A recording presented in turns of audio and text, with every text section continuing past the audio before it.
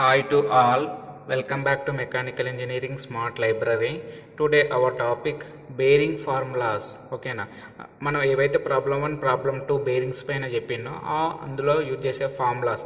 First మనం ఈ formulas నేర్చుకుంటేనే మనకు ఆ ప్రాబ్లమ్స్ అనేవి ఈజీగా ఉంటాయి. సో అందులో first one bearing pressure. See here bearing ప్రెషర్ని దేంతో ఇండికేట్ చేస్తాం మనం? PB. ఓకేనా, bearing pressure PB equal to W/A. ఓకేనా, ఇయర్ వేర్ W అంటే ఏంది? మనకి లోడ్ ఎందులో ఇస్తారు? మనకి కిలో న్యూటన్లో ఇస్తారు, న్యూటన్లోకి కన్వర్ట్ చేసుకోవాలి. నెక్స్ట్ A అంటే ఏంది? Projected area. ఓకేనా, ప్రొజెక్టెడ్ ఏరియా ఇవ్వకపోతే మనం ఎలా క్యాలిక్యులేట్ చేయాలి అంటే A equal to that is length into diameter, అంటే length of the journal into diameter of the journal. ఇదే సేమ్ వస్తుంది మనకి, లెంత్ ఏరియా అనేది వస్తుంది. సో టోటల్గా ఫైనల్గా bearing pressure P equal to load by area. Next second formula speed of the journal. ఓకేనా, speed of the journal V equal to here πdN/60. ఓకేనా, speed of the journal ఎందులో measure చేస్తాం మనం? Metre per second. మీకు ఇక్కడ ఒకటి ఏంటి అంటే ఇక్కడ N ఉంది, N కూడా స్పీడే, బట్ N అంటే ఇక్కడ N ఏం speed of the shaft. N ఏమో షాఫ్ట్ స్పీడ్ అండ్ V ఏమో జర్నల్ స్పీడ్. మీరు ఇది కన్ఫ్యూజ్ అవ్వద్దమ్మా. ఓకేనా, so here V equal to πdN/60 metre per second. Pi and D అంటే డయామీటర్ ఆఫ్ ది జర్నల్, అది ఎందులో ఉంటుంది? మనకి mm లో ఉంటుంది. N అంటే speed of the shaft, RPM లో మెజర్ చేస్తాం. Next third formula frictional torque. ఓకేనా, ఈ ఫ్రిక్షనల్ టార్క్ ఫార్ములా ఏంటి అంటే T equal to mu into W into R. మనకి మరి వేర్ ఇక్కడ mu అంటే ఏంది, W అంటే ఏంది, R అంటే ఏంది తెలవాలి కదా.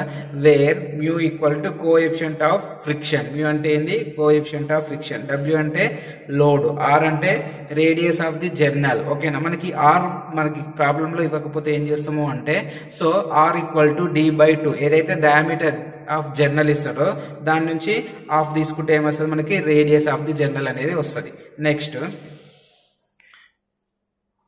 Next formula power lost in friction, that is P equal to 2πNT/60. Already మనకి తెలుసు ఇక్కడ N అంటే ఏంది? Speed of the shaft. T అంటే ఏంది? Torque, frictional torque, already known parameters. Next heat generated Hg equal to again mu into W into V. ఓకేనా, already here mu అంటే ఏంది? ఆల్రెడీ చెప్పుకున్నాం ఇన్ ప్రీవియస్ ఫార్ములానే. Coefficient of friction. W అంటే ఏంది? Load.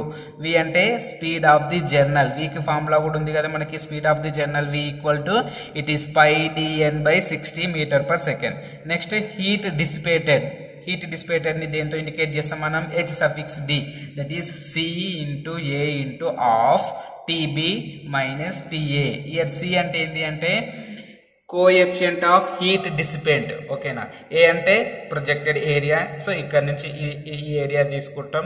Next B అంటే ఏంటి అంటే మనకు ప్రాబ్లంలో ఇస్తాడు వాడు T_B అంటే బేరింగ్ ప్రెషర్. ఓకేనా, డిగ్రీ సెంటిగ్రేడ్ లో ఇస్తాడు. నెక్స్ట్ TA అంటే ఏంటి అంటే మనకి TA ambient temperature, so heat dissipated and heat generated. Next last formula amount of artificial cooling required, that equal to heat generated minus heat dissipated.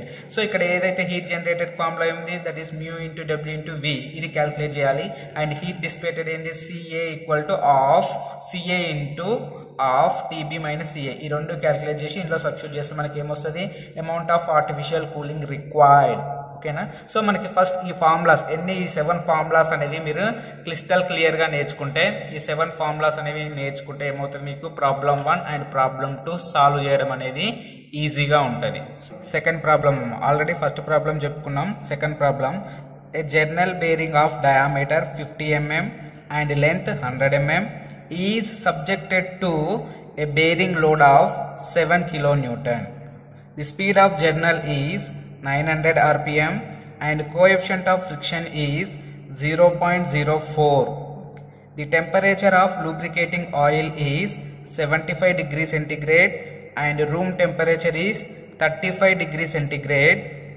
Find the amount of artificial cooling required. Assume coefficient of heat dissipated as 0.00167 kilojoules per minute per centimeter square degree centigrade. Okay, so first మనం ఎప్పుడైనా problem solve చేయాలంటే ప్రాబ్లమ్ని కేర్ఫుల్గా read చేసి ఆ read చేసిన తర్వాత ప్రాబ్లంలో ఏదైతే డేటా అవైలబుల్ ఉందో ఆ డేటాని క్లియర్గా రాసుకోవాలి.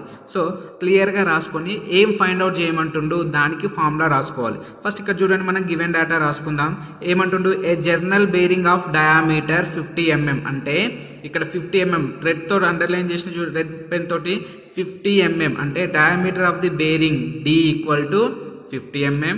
నెక్స్ట్ ఏమి ఇచ్చిండు, లెంత్ 100 mm. ఓకేనా, అంటే length of the bearing L equal to 100 mm. Next ఇంకేమి ఇచ్చింది, ఇయర్ బేరింగ్ లోడ్ 7 kN అని మెన్షన్ చేసింది కదా.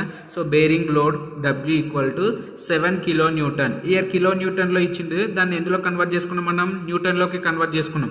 kN నుంచి న్యూటన్ లో కన్వర్ట్ చేసుకోవాలంటే ఏం చేయాలి, 7 × 10⁻³ తో మల్టిపుల్ చేసుకుంటే ఏమవుతుంది మనకి, ఇది kN లోకి వెళ్ళి న్యూటన్ లోకి కన్వర్ట్ అవుతుంది.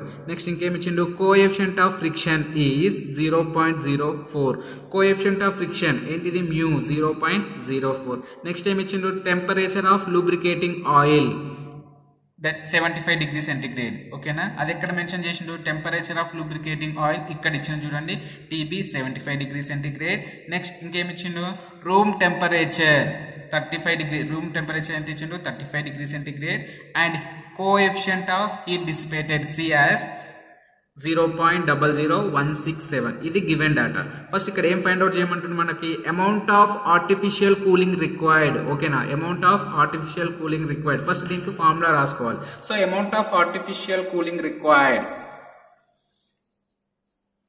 Amount of artificial cooling required, దీనికి ఫార్ములా ఏంటి అంటే heat generated minus heat dissipated. అంటే హీట్ జనరేటెడ్ క్యాలిక్యులేట్ చేయాలి సపరేట్ గా, హీట్ డిసిపేటెడ్ సపరేట్ గా క్యాలిక్యులేట్ చేసి ఆ రెండు తీసుకొచ్చి ఇందులో సబ్స్టిట్యూట్ చేస్తే ఏమవుతుంది మనకి, amount of artificial cooling required అనేది వస్తుంది. ఫస్ట్ ఏం చేద్దాం, మనం హీట్ జనరేటెడ్ క్యాలిక్యులేట్ చేద్దాం. హీట్ జనరేటెడ్ ఫార్ములా ఏంది, heat generated Hg equal to mu into W into V.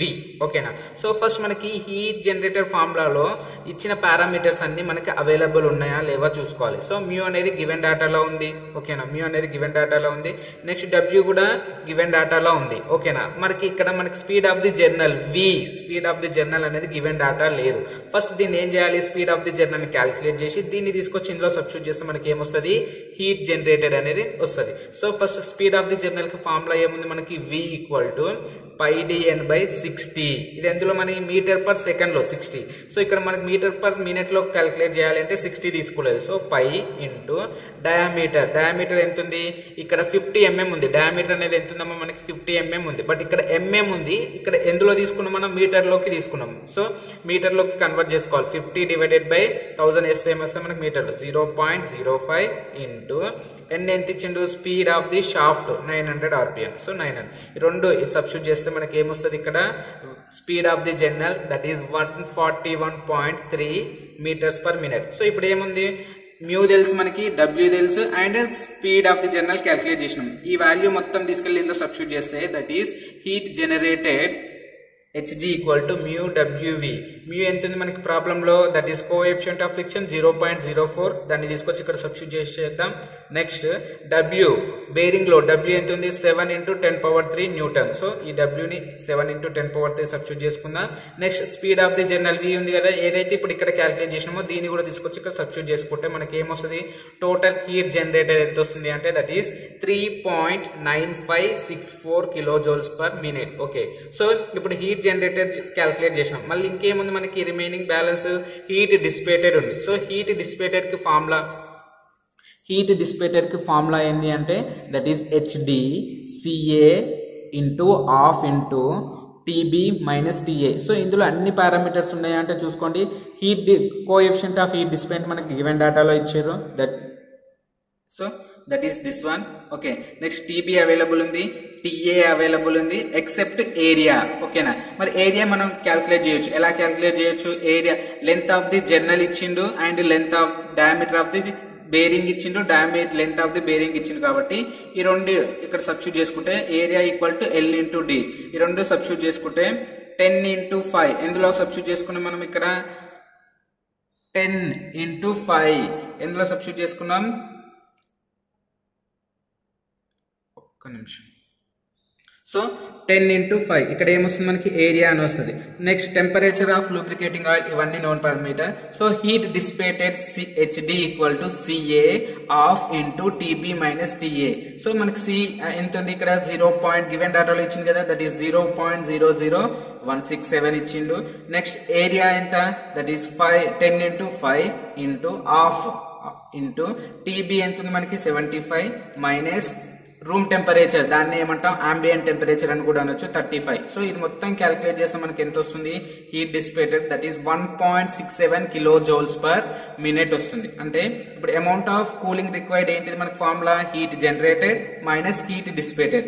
ఇప్పుడు ఏం చేసినాం, హీట్ జనరేటెడ్ క్యాలిక్యులేట్ చేసినాం, హీట్ డిసిపేటెడ్ క్యాలిక్యులేట్ చేసినాం. ఈ రెండు తీసుకొచ్చి ఇందులో సబ్స్టిట్యూట్ చేస్తే హెచ్జీ వాల్యూ ఎంత, that is heat generated 3.9564 minus HD heat dissipated value ఎంత వచ్చింది మనకు 1.67. సో ఈ రెండు క్యాలిక్యులేట్ చేస్తే amount of artificial cooling required equal to 2.2864.